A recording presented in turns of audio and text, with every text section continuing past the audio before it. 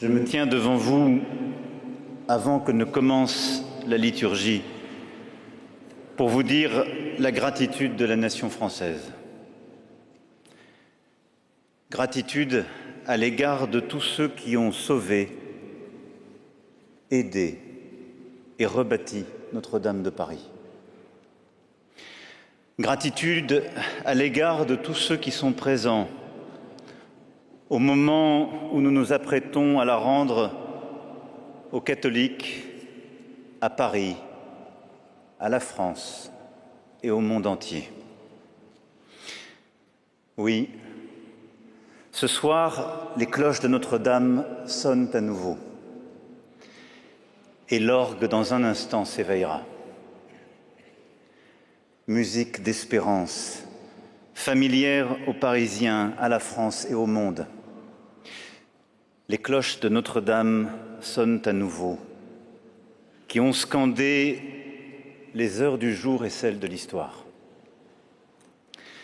Elles sonnent, comme elles ont sonné pour les 11 rois qui ont vu s'élever la cathédrale, pour Saint Louis rapportant d'Orient la couronne d'épines, pour Henri IV, pensant la blessure des guerres de religion, pour le vœu de Louis XIII et les victoires de Louis XIV, pour Napoléon se sacrant lui-même un matin de décembre 1804, pour Victor Hugo déambulant, rêveur, cherchant les yeux levés l'ombre de Quasimodo, pour Claudel, ployé au pied d'un pilier, revenu à l'espérance un soir de décembre 1886, pour annoncer aux résistants de Paris l'arrivée du général Leclerc et des siens, puis pour célébrer la libération aux côtés du général de Gaulle, pour les adieux de la France à ses génies, à ses soldats, à ses grands hommes.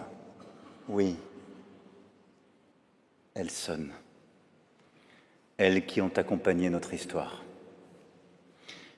Pourtant, nous aurions pu ne jamais réentendre cette voix. Le 15 avril 2019, la nouvelle de l'incendie a couru de lèvre en lèvre. Les images de flammes dévorant le transept, la fumée noire, la flèche qui vacille puis s'effondre dans un fracas d'ossements. Et ces heures de combat face au feu, la décision de lui laisser sa part, et ces minutes désespérées où tout pouvait partir, où la pierre, le bois, les vitraux auraient pu disparaître. Durant ces heures, il s'est trouvé des étudiants descendus de la montagne Sainte-Geneviève pour entonner des chants, des promeneurs à Times Square pour s'arrêter en larmes devant les premières images. Et de Rome à Moscou, des croyants de partout venus se réunir devant nos ambassades, des chameliers au long du Niger, descendus de leurs bêtes pour prier dans leur religion Notre-Dame. Ce soir-là, heure et malheur étaient mêlés. L'enchaînement de malchance, le vent d'Est qui s'est levé au pire moment, poussant les flammes vers le beffroi nord, et l'enchaînement de coïncidences aussi, que certains appelleront hasard, d'autres destin, d'autres providence. Il y eut surtout de la bravoure.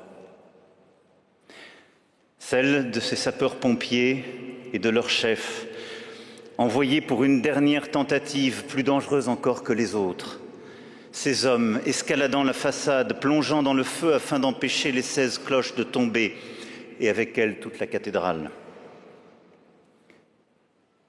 À 22h47, retentit ce message. Nous sommes maîtres du feu. Nos pompiers reprenaient l'avantage et il n'y eut cette nuit aucun mort. Vers minuit, nous avons ouvert le grand portail. La flèche n'était plus, le transept effondré. Le plomb continuait de couler partout, par flamèche. L'eau, une odeur âcre, la croix et la piéta qui apparaissaient dans un éclat singulier, et la Vierge au pilier, intacte, immaculée, à quelques centimètres à peine de la flèche tombée. Notre-Dame de Paris était sauvée, défigurée, mais sauvée, par la bravoure, le courage de ces hommes. Alors commencèrent ces minutes où tout pouvait vaciller, tristesse et désespoir devant un tel drame, incertitude et désolation de ne jamais revoir la cathédrale comme avant, vertige de découvrir que Notre-Dame de Paris pouvait disparaître et que nos cathédrales aussi sont mortelles. Alors, nous avons choisi le sursaut, la volonté, le cap de l'espérance. Nous avons décidé de rebâtir Notre-Dame de Paris plus belle encore en 5 années. Le sursaut, la volonté. Et pour rendre cela possible, une fraternité inédite. Fraternité de ceux qui ont donné sur tous les continents, de toutes les religions, de toutes les fortunes. Unis par l'espérance et réunis dans ces murs. Fraternité des compagnons, apprentis et de tous les métiers ici réunis. Sous la conduite du général Georgelin, pour qui j'ai ce soir une pensée émue, puis de Philippe Jost et de leurs équipes. Fraternité des échafaudeurs, des grutiers, cordistes, électriciens, forestiers, scieurs, équarrisseurs, charpentiers et taillandiers, et puis les menuisiers d'art, parqueteurs, couvreurs, fondeurs, ferronniers d'art, serruriers, dinandiers, patineurs, lustriers, artisans de la pierre et maçons, tailleurs, carriers, sculpteurs, restaurateurs de sculptures et de peintures, maîtres verriers, facteurs d'orgues et campanistes, archéologues, ingénieurs, chercheurs, historiens, conservateurs, régisseurs d'arts et architectes, et tant de métiers encore.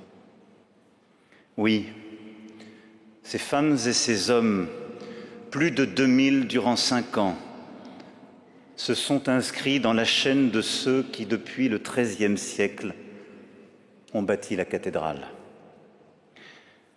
Reconstruisant la forêt de Notre-Dame, cette charpente de 2000 chênes, puis la flèche à l'identique, et ranimant les pierres, les peintures, redécouvrant cette blondeur. Ils ont montré que nous avions la volonté encore de bâtir de grands dessins et de continuer la légende des siècles. Durant 5 années, ici, chaque femme, chaque homme fut nécessaire pour rebâtir. Chaque aide, même du bout du monde, fut nécessaire pour tenir. Chaque geste fut nécessaire, réconciliant la grandeur de cette cathédrale et l'exigence de tous ces métiers. Nous avons redécouvert ce que les grandes nations pouvaient faire, réaliser l'impossible.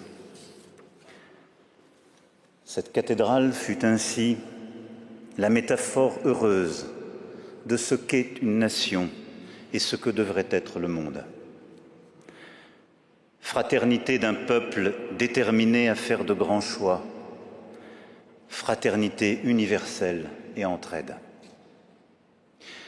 Notre-Dame nous dit que nos rêves, même les plus audacieux, ne sont possibles que par la volonté de chacun et l'engagement de tous. Notre cathédrale nous rappelle que nous sommes les héritiers d'un passé plus grand que nous, qui peut chaque jour disparaître, et les acteurs d'une époque que nous avons à transmettre. Notre cathédrale nous dit combien le sens, la transcendance, nous aident à vivre dans ce monde. Transmettre et espérer. Tel est le sens de ce travail et de notre présence ce soir. Nous nous inscrivons à notre tour dans ce cortège de bâtisseurs, nous révélant à nous-mêmes face à l'adversité. Les cloches ont sonné. L'orgue va s'éveiller. Les fidèles, bientôt, viendront prier.